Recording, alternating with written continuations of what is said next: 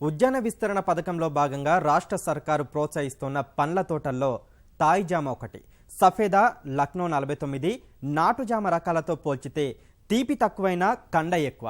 కొబ్బరిని తలపిస్తూ కేజీకి 2 తూగే తాయి జామను మధుమేహులు ఇష్టంగా తింటున్నారు. మార్కెట్లోనూ మంచి గిరాకీ ఉంది. సస్యరక్షణను పాటిస్తే ఆశాజనక కాయలతో పాటు మంచి ఆదాయం మన సొంతమంటున్నారు ఈ దంపతులు.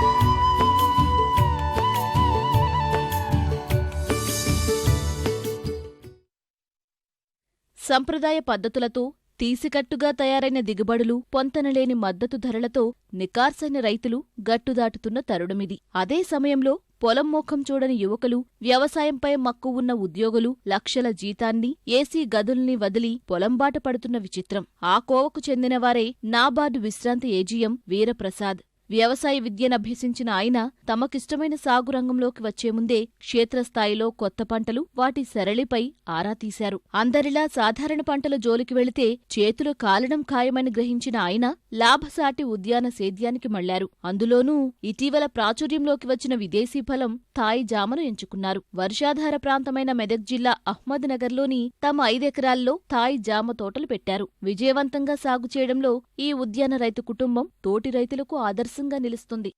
తాయి గువా అనేదండి మనం థాయిలాండ్ నుంచి, ఇండోనేషియా నుంచి దిగుమతి చేసుకుంటూ ఉండేవాళ్ళం. అంతకుముందు మన షాపుల వాళ్ళు చెప్పిన దాని ప్రకారం వీళ్ళకి ల్యాండింగ్ కాస్టే 250 రూపాయలు కిలో అవుతూ ఉండేదండి.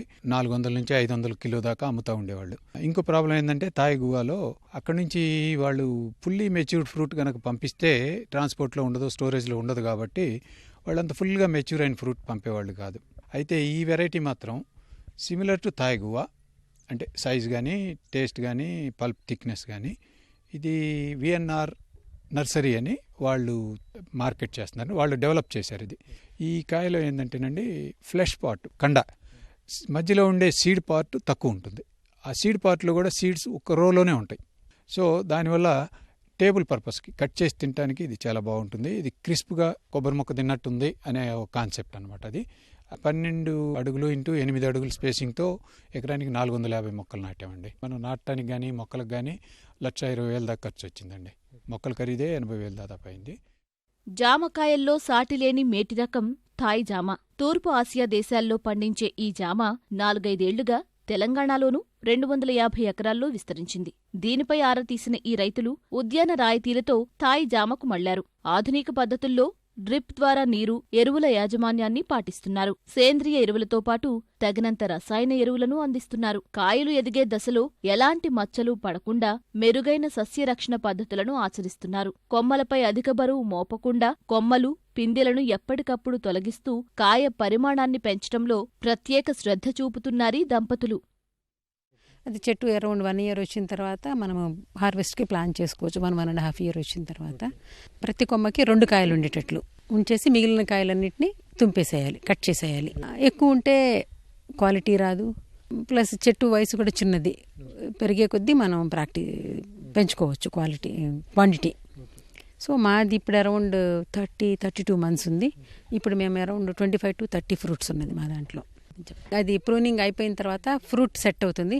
ఫ్రూట్ సెట్ అయి థిన్నింగ్ అయిపోయిన తర్వాత చెప్పాను కదా, ప్రతి కొమ్మకి 2 కాయలు ఉండేటట్లుగా సైజుని బట్టి మనం ఉంచుకోవాలి. నాన్ ఫాగీ బ్యాగ్ ఏమో ఫ్రూట్ ఫ్లైస్, ఇన్సెక్ట్ నుంచి ప్రొటెక్షన్, ఫోమ్ ఏమో కాయకి ఓవరాల్ ప్రొటెక్షన్, ఏమి దెబ్బ తాకుండా. థర్డ్ లేయర్ న్యూస్ పేపర్, ఎందుకంటే సన్ లైట్ నుండి ప్రొటెక్షన్. ఇది షేడ్లోనే పెరుగుతుంది. అరౌండ్ 45 to 50 డేస్ తర్వాత ఫ్రూట్ రెడీ అవుతుంది.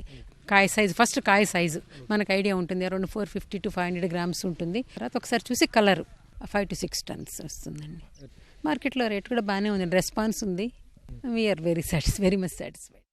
ఎర్ర నేలలు, దుబ్బ నేలలు, నల్లరేగడి భూములు తాయి జామ సాగుకు అనుకూలం. హెక్టారుకు 2 లక్షల వరకు దీనికి పెట్టుబడి అవుతుంది. మొక్కలు నాటిన 6 నెలల నుంచి పూత వస్తాయి. 18 నెలలు వచ్చేసరికి మొదటి కాత చేతికొస్తుంది. తొలికాపు 6 నుంచి 8 టన్నులు, రెండో ఏడాది 10 టన్నుల వరకు వస్తుంది. క్రమంగా దిగుబడులు పెంచుకుంటూ 25 ఏళ్ల వరకు తాయి జామలు కాస్తూ ఉంటాయి. ఒక్కో కాయ బరువు 400 నుంచి 500 గ్రాములు తూగుతుంది. సాధారణ జామ కంటే కండ ఎక్కువ. విత్తనాలు చాలా తక్కువ, నిల్వగుణం ఎక్కువ, తీపి తక్కువ లక్షణాలు తాయిజామ గిరాకీని పెంచేశాయంటారు సాగుదారులు.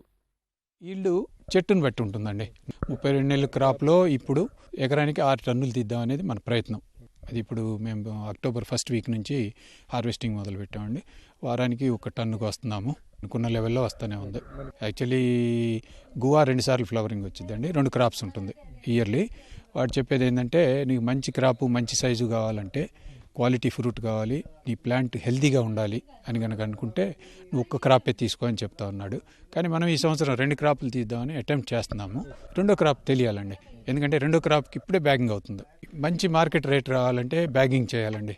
కాయలపైన ఏ విధమైన మరకలు ఉండకూడదు, కాయ బ్రైట్గా ఉండాలి. ఏదైనా పురుగు కొట్టినా కానీ లేకపోతే ఏదైనా గీత పడ్డా కానీ మార్కెట్లో తీసుకురండి. 20% లాస్ అనేది నేను కంపెనీ వాడిని అడిగితే వాడు నార్మల్ అని చెప్పాడు. ఆయనకి బి గ్రేడ్ కూడా మార్కెట్ ఉందని చెప్తున్నాడు. మనకి ఇంకా డెవలప్ కాలా ఇక్కడ చేయాలి దాన్ని.